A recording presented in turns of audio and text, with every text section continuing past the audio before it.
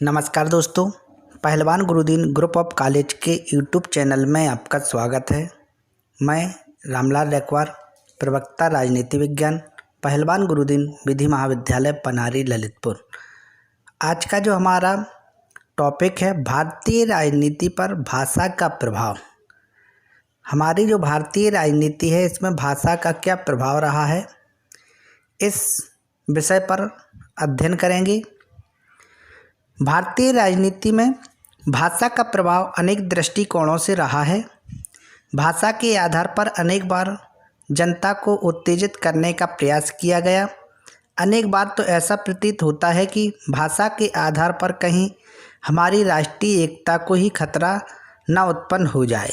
भाषा के आधार पर भारतीय राजनीति पर निम्नलिखित प्रभाव देखने को मिला है, जिसका अध्ययन हम निम्न शीर्षकों के अंतर्गत करेंगे।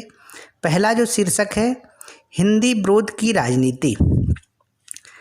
राष्ट्रपति द्वारा नियुक्त आयोग के बांग्ला तथा तमिल भाषी सदस्यों ने अपना दृष्टिकोण व्यक्त करते हुए कहा कि अंग्रेजी के स्थान पर हिंदी को प्रस्थापित करने में जल्दी करने का परिणाम अहिंदी भाषी जनता पर हिंदी थोपना होगा। इससे सार्वजनिक जीवन अस्त व्यस्त हो जाएगा।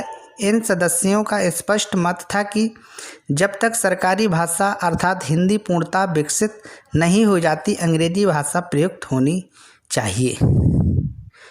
भारतीय राजनीति पर भाषा के प्रभाव के अंतर्गत जो दूसरा शीर्षक है, भाषाई आधार पर राज्यों का पुनर्गठन। भारतीय राजनीति में भाषा के प्रभाव को भाषाई आधार पर राज्यों के पुनर्गठन के रूप में भी देखा जा सकता है। स्वतंत्रता प्राप्ति के पश्चात से ही इस बात पर जोर दिया जाने लगा कि भारत में राज्यों के बीच सीमाओं का निर्धारण भाषाई आधार पर किया जाना चाहिए। सन 1952 में तेलुगु भाषी प्रदेश के निर्माण के लिए रामुलु ने आमरण अनशन किया। उनकी मृत्यु हो जाने के कारण नेहरू जी को भाषा के आधार पर राज्य के निर्माण के लिए झुकना पड़ा। इससे प्रभावित होकर अन्य राज्यों के निर्माण की मांग भी बढ़ने लगी। अतः राज्य पुनर्गठन आयोग का गठन किया गया। सन 1960 में गुजरात तथा महाराष्ट्र राज्यों का निर्माण हुआ। 1966 में पंजाब का विभाजन होकर हरियाणा और पंजाब राज्य का भाषाई आधार पर ही निर्माण हुआ। भारतीय राजनीति पर भाषा के प्रभाव को जो तीसरा बिंदु है स्पष्ट करने के लिए भाषाई राज्यों के विवाद। भाषाई आधार पर जिन राज्यों का निर्माण हुआ उनमें भी विभिन्न स्थानों के बंटवारे को लेकर पारस्परिक विवाद उत्पन्न हो गए। चंडीगढ़ को लेकर पंजाब और हरियाणा में मनमुटाव की स्थिति अपने चरम पर है। इसी प्रकार की समस्या बेलगांव के लिए महाराष्ट्र और कर्नाटक के बीच संघर्ष की स्थिति उत्पन्न हुई। असम में बंगाली और असमी भाषा के प्रश्न को लेकर सन 1972 में उग्र विवाद उत्पन्न हो गया। कुछ अन्य प्रांतों के लोग भी भाषा के आधार पर पृथक राज्यों के निर्माण का नारा लगा रहे हैं। अगला जो टॉपिक है, भारतीय राजनीति पर जो भाषा के प्रभाव के अंतर्गत भाषाई आधार पर उत्तर तथा दक्षिण राज्य की संकुचित भावनाएं। भाषा के आधार पर भारत में उत्तर और दक्षिण भारत की संकुचित मनोवृत्तियां पनपने लगीं। दक्षिण भारत में सदैव ही हिंदी का प्रबल विरोध किया। दक्षिण भारत में हिंदी साम्राज्य के विरुद्ध जोरदार आवाज़ें उठती रही हैं। फिर उत्तर भारत के लोगों को यह सब कब सहन हो सकता था। कई बार तो ऐसा प्रतीत होता है कि भारत उत्तर और दक्षिण दो भागों में विभाजित हो गया है। अगला जो बिंदु है, भारतीय दबाव गुटों का उदय। भारतीय राजनीति पर जो भाषा का प्रभाव पड़ा उसके अंतर्गत जो अगला शीर्षक, भाषाई दबाव गुटों का उदय।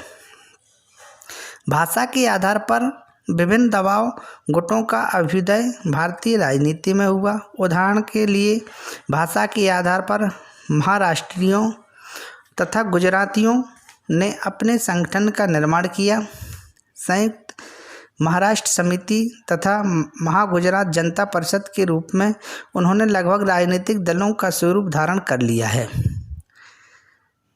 भाषा के आधार पर जो भाषा का प्रभाव भारतीय राजनीति में पड़ा, उसका अगला जो बिंदु है, उर्दू भाषा को चुनावी मसला बनाना। भाषा के सवाल पर राजनीतिक दल अपनी रोटियां सेंकने में नहीं हिचकते हैं। अल्पसंख्यक मुस्लिम मतदाताओं को प्रभावित करने के लिए कांग्रेस आई ने 1980 के घोषणा पत्र में इस बात का आश्वासन दिया गया कि उर्दू को दूसरी भाषा के रूप में मान्यता दी जाएगी। जनवरी 1980 के चुनाव से पूर्व उत्तर प्रदेश की लोकदल सरकार ने तीसरी भाषा के रूप में स्कूलों में उर्दू पढ़ाया जाना अनिवार्य कर दिया गया था। इस प्रकार भाषा का जो भारतीय राजनीति में प्रभाव पड़ा, अगला जो बिंदु है, भाषाई अल्पसंख्यकों की समस्या।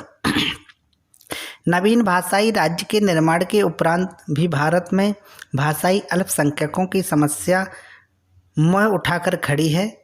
उत्तर प्रदेश में उर्दू का सवाल, कर्नाटक में मराठी भाषाइयों का सवाल, पंजाब में हिंदी भाषाइयों की स्थिति, कर्नाटक में बसे मलयालियों और तमिलों में भी असुरक्षा की भावना व्याप्त है। अगला जो बिंदु है, भाषाई आधार पर राजनीतिक आंदोलन। भाषाई आधार पर अनेक बार भारत राजनीतिक आंदोलनों की भट्टी में सिक चुका है।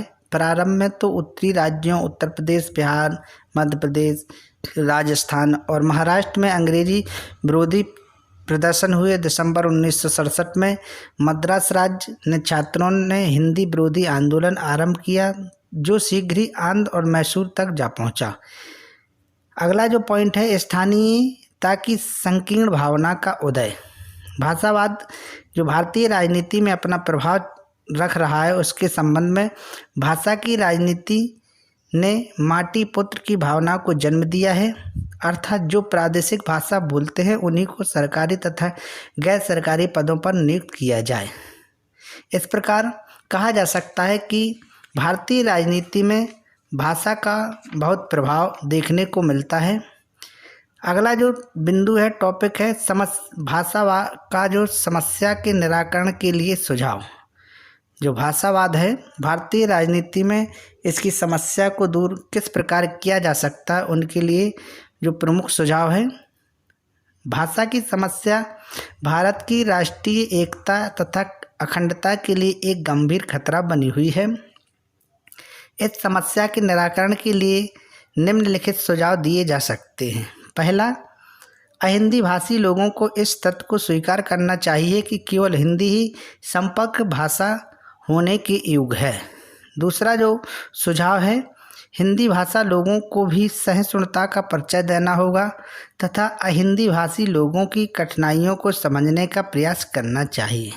तीसरा जो सुझाव है, हिंदी को सरल बनाने के लिए ठोस रचनात्मक कार्यक्रम को अपनाना चाहिए। अगला जो सुझाव है, त्रिभाषा नीति को गंभीरता से लागू किया जाना चाहिए। अगला जो सुझाव है, भाषा को राजनीतिक स्वार्थों की पूर्ति का माध्यम नहीं बनने देना चाहिए। इसके अंतर्गत जो अगला सुझाव है, भारतीय भाषाओं में निकट संपर्क स्थापित करने के लिए कार्यशालाओं आदि का आयोजन किया जाना चाहिए। इस प्रकार आज का जो हमारा अध्ययन भारतीय राजनीति में भाषा का प्रभाव एवं उसकी समस्या के निराकरण के लिए जो प्रमुख सुझाव, उनका अध्ययन किया गया। धन्यवाद।